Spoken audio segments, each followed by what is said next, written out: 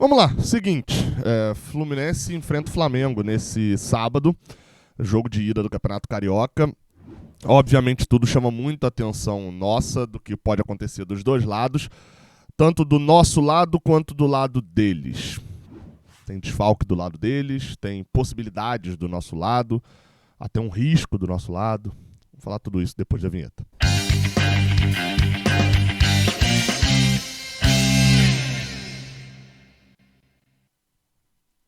Eu sou Gabriel... Eita, voltei aqui queimado de sol, né?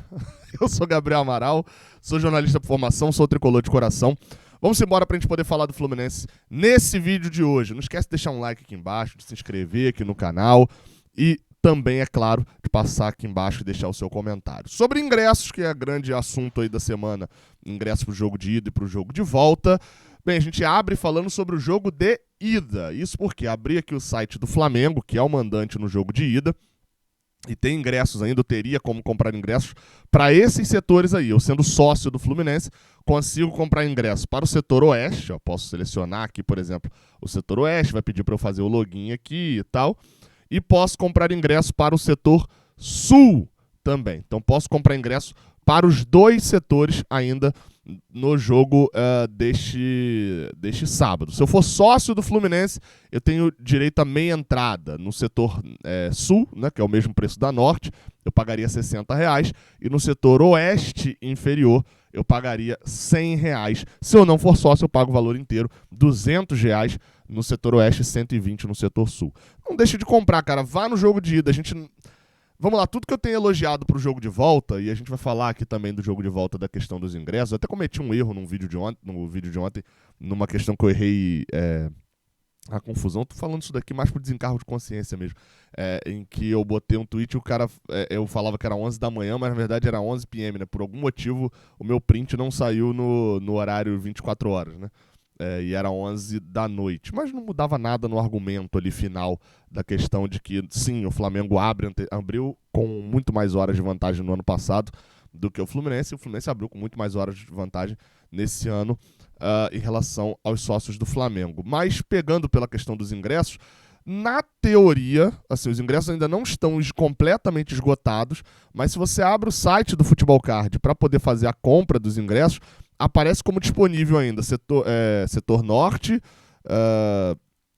e todos os outros já aparecem como indisponíveis. Eu vou botar até o mapa aí na tela, tá? Por mais que o mapa não apareça todo colorido, né, porque eu não fiz login ainda, nem nada aqui no Futebol Card, porque se eu fizer login como sócio do Fluminense, ele não deixa eu reconhecer que é a Norte, né, comprar a Norte. Então eu não vou saber se a Norte tem ou não tem ingresso. Então não fiz login, esse é o jogo de volta, o mando do Fluminense. Está aberto desde as 10 da manhã e ainda possui ingressos para setor norte, que vocês estão vendo, os três que estão disponíveis aqui, Norte nível 1, Norte nível 2 e Norte nível 5, todos os outros esgotados. O Fluminense comprou cerca de 32 mil ingressos apenas com os seus sócios. Então, isso foi uma informação até divulgada pelo Vitor Lessa. Os sócios do Fluminense compraram 32 mil ingressos. E os outros, a outra parte da carga, lembrando, você tem ali uma parte do setor norte. O setor norte cabe ali cerca de 20 e poucos mil, 22 mil, mas na verdade normalmente vende 19, 20 mil ingressos, que era exclusiva da torcida do Flamengo, que ainda tem. Eu estou gravando isso daqui 4 horas da tarde, então está aberto aí há cerca de 6 horas. Eles ainda não esgotaram, na verdade esgotaram 2 pontos aqui, ainda faltam 3, né? Deve estar chegando a cerca de metade dos ingressos. E além desses 20 e poucos mil da Norte, você ainda sobraram algumas entradas para os setores mistos. A gente esgotou Sul e Leste Inferior, tinha alguma coisinha de Leste Superior, e Oeste Inferior também tinha ingressos. Então nesses dois a gente vai ver uma torcida mista maior, mais mixada, e na Leste Inferior você vai ver uma maioria maciça de tricolores. Gabriel, por que não são só tricolores na Leste Inferior? Porque eu até mencionei isso num vídeo de ontem e algumas pessoas confundiram. Existem gratuidades. Aí até falaram, não, mas gratuidade é só na Norte e na Sul. Não, existem gratuidades de empresas. Sei lá, a gente já fez aqui, por exemplo, sorteio com eles. A Águia Branca é um patrocinador.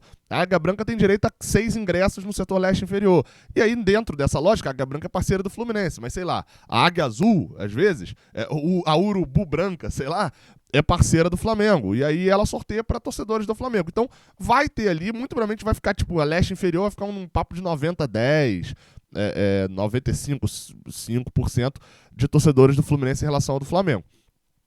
Nos outros setores a gente deve ver um mix maior, mas é real de que a torcida do Fluminense terá sim uma quantidade, até foi divulgada uma informação pelo próprio Fluminense, de que o Fluminense comprou só com os seus sócios quase a metade dos ingressos disponíveis para o jogo. Lembrando que muitos tricolores também compraram depois da abertura, né? Porque não é que estava aberto só para a torcida do Fluminense, não, estava aberto só para sócios do Fluminense. E aí, obviamente, depois que abriu para a torcida do Flamengo, também abriu para os não sócios do Fluminense, né? Então, muita gente ali também comprou. É razoável dizer que o Fluminense terá a maioria no jogo de volta contra o Flamengo. Tá? Um outro ponto sobre... Agora, na verdade, a gente não fala sobre o jogo de volta, a gente fala sobre o jogo de ida. São duas possibilidades, 3 possibilidades, na verdade. Uma já confirmada. O meio-campista do Flamengo, de Arrascaeta, está fora do jogo contra o Fluminense. E muito provavelmente, né, pela matéria do GE do Fred Gomes, também está fora do segundo jogo. Ele até crava que o Arrascaeta não joga a ida, não joga a volta e não joga contra o Alcas, lá no Equador, a estreia deles na Libertadores, por conta de uma lesão no músculo adutor da coxa esquerda, ou seja, lesão muscular. E aí ele só volta lá no final de abril ou no início de maio. Ou seja, lesão muscular é óbvio, pode ter um super tratamento e etc. A gente já viu isso acontecer no Fluminense, mas para esses jogos agora que tem uma semana aí para essa questão da lesão, o Arrascaeta não deve jogar. O David Braz foi perguntado sobre isso, porque assim, eu acho que se você perguntar a 10 torcedores aí pelo Brasil, analistas e tal, acho que nenhum deles vai tirar o Arrascaeta do top 3 dos melhores jogadores do Brasil.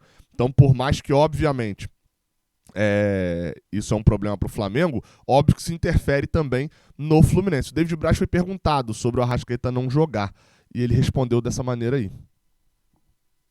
Vou botar o áudio aí na tela agora. Tem favorável para vocês, talvez seja o melhor jogador deles hoje? Eu acho que o Flamengo, ele não é feito só por um jogador, né?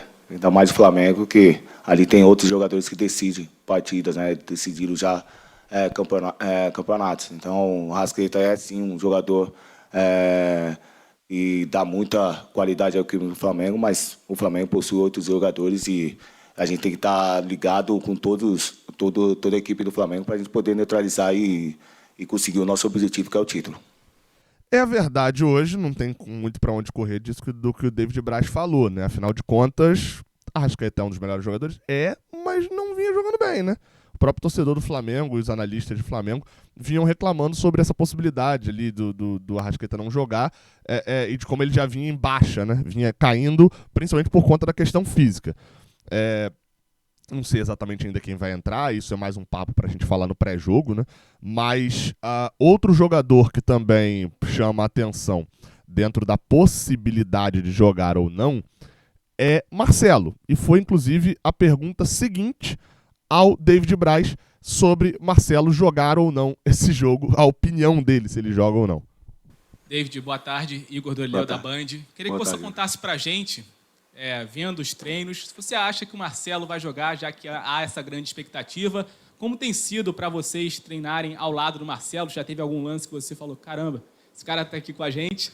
E também o que vocês esperam dessa final em questão de ritmo de jogo, em questão de intensidade, porque o último Fla-Flu da Taça Guanabara foi bastante intenso, né? Bastante pegado desde o início.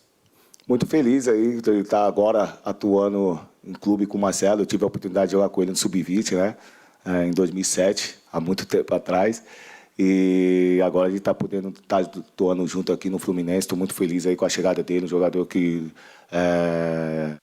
de muita qualidade, uma história maravilhosa no futebol aí, Copa do Mundo. Então, Foi muito bem recebido, vem treinando muito bem, está se dedicando o máximo aí para estar em forma o mais rápido possível, para já entrosar com o nosso trabalho, com o trabalho dessa comissão técnica. E se vai jogar ou não, isso aí é da comissão técnica, mas ele tem mostrado que muito bem nos treinamentos, mostrou a qualidade que todo mundo já conhece, e esperamos que ele possa ser feliz, assim como ele foi feliz nos outros clubes que ele passou. A resposta é genérica, né? Mas é importante para posicionar de uma coisa. Marcelo está se esforçando para poder jogar. Vai jogar ainda? Acho pouco provável. Acho pouco provável, tá? Acho pouco provável. Mas é uma possibilidade. Eu diria que é uma possibilidade. Se vai ficar no banco ou não, a gente está 2 semanas sem ver o Fluminense, eu não faço a mínima ideia. Nesse meio período aí sai o William Bigode, aí sai o Michel Araújo também. E aí, enfim, a gente não sabe. Eu vou até depois parar de tentar, se eu tiver um tempinho aqui, para tentar montar o banco do Fluminense para esse sábado, considerando a quantidade de espaços que tem ou não, né? Outro jogador que chama um pouquinho a atenção também, para este jogo de sábado, mas não deve ser um problema, é John Arias. O jogador só vai ter um treinamento com o time do Fernando Diniz, porque estava com a seleção colombiana. Aí você vai falar, pô, Gabriel, mas os jogos da seleção... O problema é que a Colômbia jogou lá no Oriente Médio, não, a Colômbia jogou lá na Ásia, lá no Japão, lá na Coreia do Sul. Então, isso, obviamente, complica muito a volta do John Arias para cá, assim. Se pegar um voo básico aí, é um dia de voo, basicamente, entre o Japão e o Brasil. Então, se o jogo dele lá, né, pensando em horário japonês, foi na noite da terça-feira, ele só saiu de lá na manhã da quarta-feira ou na tarde da quarta-feira. E aí, obviamente, ele só chega aqui no Brasil na quinta-feira, né? 24 horas. Óbvio que ele vem voltando, então o fuso horário vem mudando, é todo um cálculo mais complexo, mas a verdade é que como ele só chega no Brasil na quinta-feira, deve chegar, na verdade, acho que ele chegou na manhã dessa quinta-feira, obviamente o John Arias tem ali uma questão de jet lag, de sentir esse período da viagem, etc. Ele treina na sexta-feira, treina com o Fluminense. Deve ir pro jogo normalmente, não é um jogador que teve qualquer problema físico, jogou ao todo e jogou cerca de 100 minutos juntando os 2 jogos da Colômbia. Obviamente tem esse complicador de ter treinado menos, mas é um jogador que, assim, que assimila bem rápido as questões do Fernando Diniz também. Uma pena é o Diniz não ter tido o John Arias para poder treinar nesse período. Mas, em relação a ir para o jogo ou não, o John Arias está apto. Assim, é um risco. A gente está vendo o que aconteceu com o Arrascaeta, mas é um risco. Ele fez esse período todo, não teve uma recuperação adequada, etc. Joga um jogo intenso contra o Flamengo, joga um jogo intenso na quarta-feira, viajando até Lima, e volta para jogar outro jogo intenso também contra o Flamengo no segundo jogo da final. Então, tem que ficar atento aí nessa recuperação física. Para poder fechar esse bolo de informações, né, o Lelê teve sua rescisão publicada com o Volta Redonda no BID. E isso precisava acontecer urgentemente, porque o Fluminense precisa agora ativar o empréstimo. O que aconteceu? O Lelê tinha o BID dele estava lá, pertence ao Itaboraí Profut, foi emprestado para o Volta Redonda. Ele rescindiu o empréstimo com Volta Redonda e volta a pertencer ao Itaboraí Profut. Obviamente, o Lelê já está até treinando lá no CT Carlos Castilho. O Fluminense já deve ter toda a documentação nas mãos para poder registrar o empréstimo com o Itaboraí Profut, talvez ainda nessa quinta-feira já seja publicado no BID.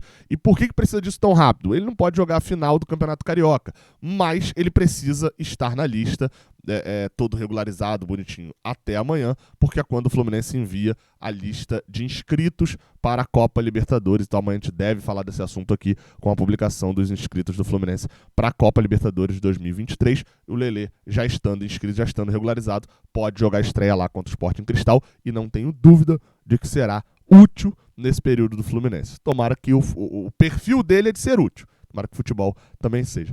Não vou ficar gravando direto com esse microfone aqui não, tá? Eu tô gravando só hoje porque eu tava fazendo uns testes aqui de uma mesa nova que eu comprei. Eu falei, vou gravar assim pra poder testar, mas é horrível. Eu não tenho a mão pra mexer no teclado nem nada, o microfonezinho padrão tá ali. Mas nesse sábado tem transmissão lá na Dali, aberto, né? De graça, na Dali, as finais. Então você também não perde por esperar a transmissão do Raiz Tricolor. Eu e o Fio, em boa parte do jogo, transmitindo lá direto do Maracanã e de volta. E sim, estaremos no Estádio Nacional de Lima, transmitindo a estreia do Fluminense na Libertadores contra o Sporting Cristal. Tamo junto, até a próxima, valeu!